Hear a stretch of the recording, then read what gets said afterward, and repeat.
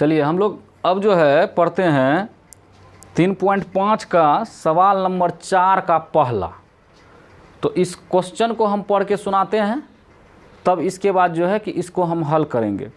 कहता है क्या, सबसे पहले देखिए, कहता है निम्न समस्याओं में रैखिक समीकरणों के युग्म बनाइए और उनके हल, यदि उनका अस्तित्व है तो किसी भी बीजीय विधि से, बीजगणितीय विधि से ज्ञात कीजिए।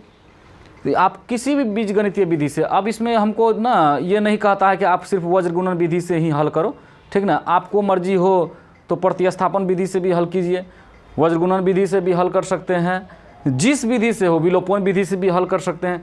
अब आपके मर्जी पर डिपेंड करने के लिए कह दिया है, आपका मन, आपको जो विधि सबसे आसान लगे उसी विधि से आप क्या कीजिए, इसको हल कीजिए।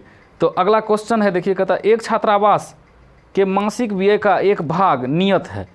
आपके पास किताब होगा, उस किताब में देख सकते हैं कि एक छात्रावास के मासिक व्यय का एक भाग नियत है, फिक्स है कि महीना में इतने टका लगेगा, तथा शेष इस पर निर्भर करता है कि छात्र ने कितने दिनों का भोजन लिया।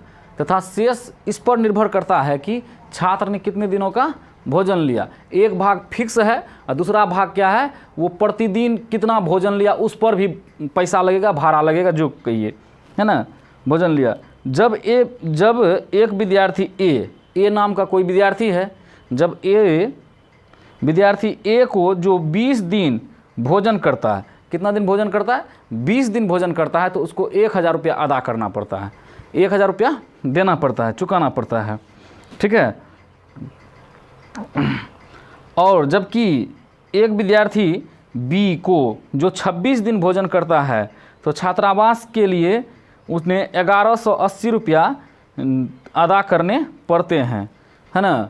उसको बी को कितना, 1180 रुपया 26 दिन का, और ए को 20 दिन का 1000 रुपया अदा करना पड़ता है।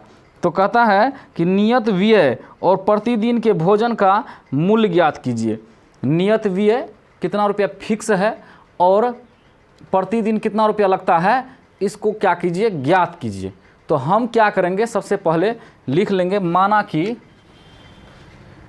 4 नंबर का सवाल, 4 का पहला, इसमें लिख सकते हैं कि माना कि नियत व्यय, माना कि नियत व्यय बराबर x रुपया, नियत व्यय बराबर x रुपया, और प्रतिदिन का व्यय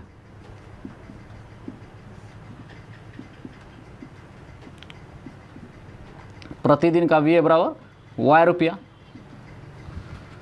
तो कहता है कि एक विद्यार्थी ए है, ए नाम का विद्यार्थी है, जो 26 दिन भोजन करता है। ए ऐसे इस तरह से लिख देते हैं, विद्यार्थी ए जो 26 नहीं 20 दिन भोजन करता है, जो 20 दिन भोजन करता है।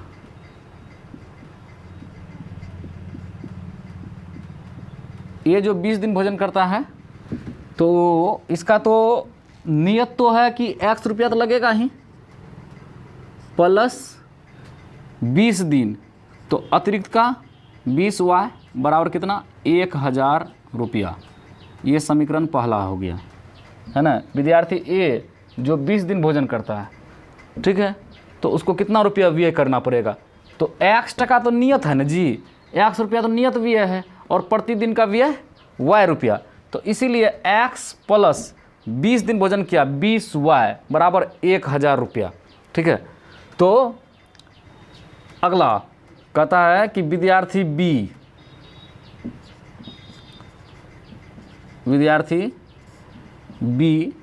जो 26 दिन भोजन करता है,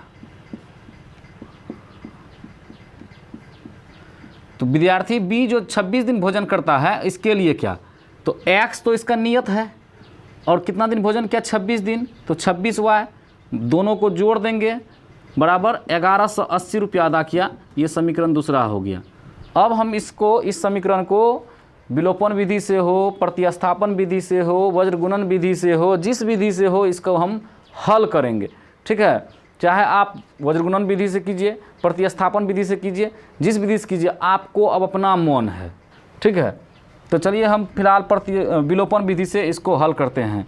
समीकरण 1 तथा 2 से, वही विलोपन विधि जो 3.4 में पढ़ाए थे, ख्याल रखिएगा, है ना। ऐसा नहीं कि सोचिएगा कि ये कहीं से ना हम उठा करके नया लाते हैं, नया कुछ नहीं लाते हैं, समझे ना।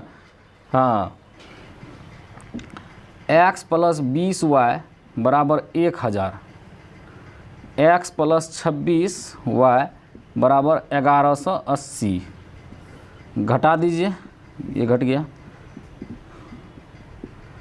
तो -6y हो गया। इधर कितना बचा, -180 बचा। y बराबर -180 बटे -6, 6 × 18, तो y का मान 30 आया।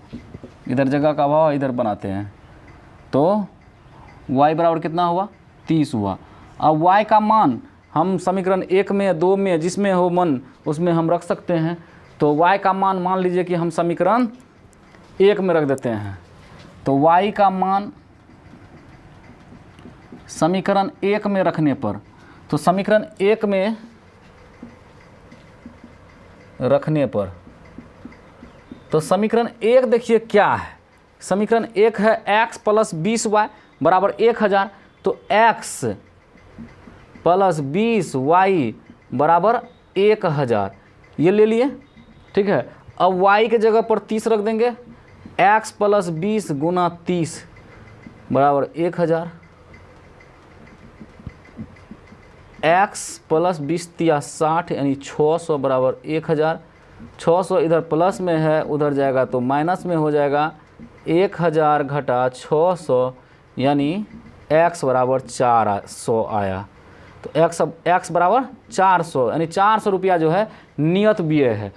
ठीक है, एक फिक्स किया हुआ है कि आपको 400 रुपया लगेगा ही, और लेकिन अतिरिक्त आप भोजन करेंगे तो आपको 30 रुपया अलग से देना पड़ेगा। यही ज्ञात करना था, समझे ना। लिखिए इसको।